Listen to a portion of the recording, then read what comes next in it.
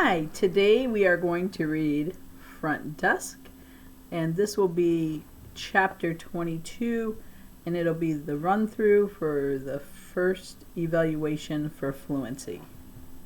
Chapter 22. I sat at my desk with my hand over my tummy, not hearing a word Mrs. Douglas was saying. Wave after wave of nausea hit me every time I thought about the day before. The words Mr. Yao said, the words the cops said. I tried to drown them out, but they kept coming back. Jason turned to me and said, "Hey, meet me at the auditorium during recess." I looked over at him. Sometimes I forgot how much he was the spitting image of his father. "Please," Jason said, "it's important." I was about to shake my head, but there was an urgency in his eyes I had never seen before. Did his dad tell him what happened? What? Was that why he needed to talk to me? So he could apologize?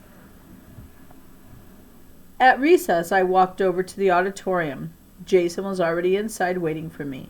He smiled when he saw me come in. He was holding something behind his back. Dandelions, which he presented to me. "These are for you," he said, stretching out his arm. I stared at the flowers, so warm and bright in my downcast hands. "You like them?"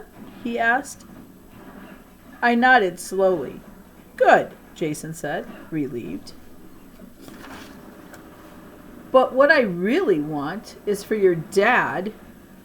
"I know. I'm going to tell him. As soon as he gets back from his business trip, I'm going to tell him," Jason said. I nodded. Good for him, for finally standing up to his dad. "I don't care what he says," Jason said. "He needs to know how much I like you."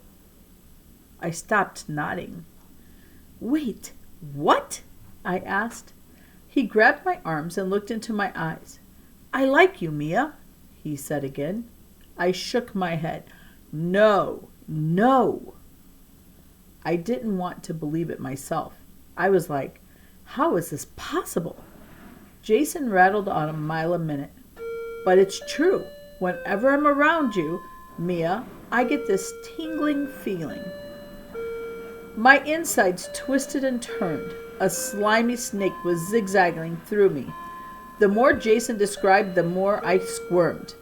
"This isn't happening," I said, squeezing my eyes shut. I could feel my breakfast at the base of my throat. "Oh, it's happening," he said, "and it's going to be great."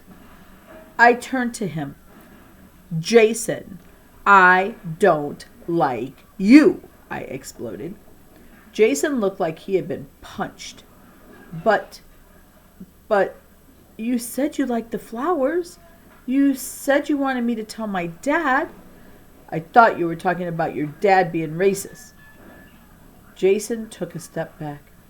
"My dad's not racist," he said. "Yes, he is," I gasped to fill my lungs. "He's racist." "Shut up," Jason yelled. "No, you shut up." I looked at him hard. "I could never like you. Never. Not even if you were the last boy on earth. I'd rather like a rock." He turned and ran. I stood in the auditorium listening to the echo of my words, a feeling a tiny bit mean, yet 100% relieved. Jason didn't come back to class after recess. When I asked, Mrs. Douglas said he wasn't feeling well and had to go home. Lupe immediately started poking me and asked me what happened. And when I finally told her, she wasn't even surprised. "It makes sense," she said. "I mean, you're both Chinese." How did that make sense? Just because we're both Chinese, we're supposed to like each other?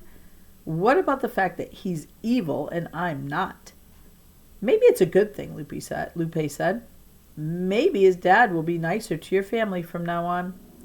I shook my head at her. The way I shot him down, there was no going nice after that. There was only going nuclear.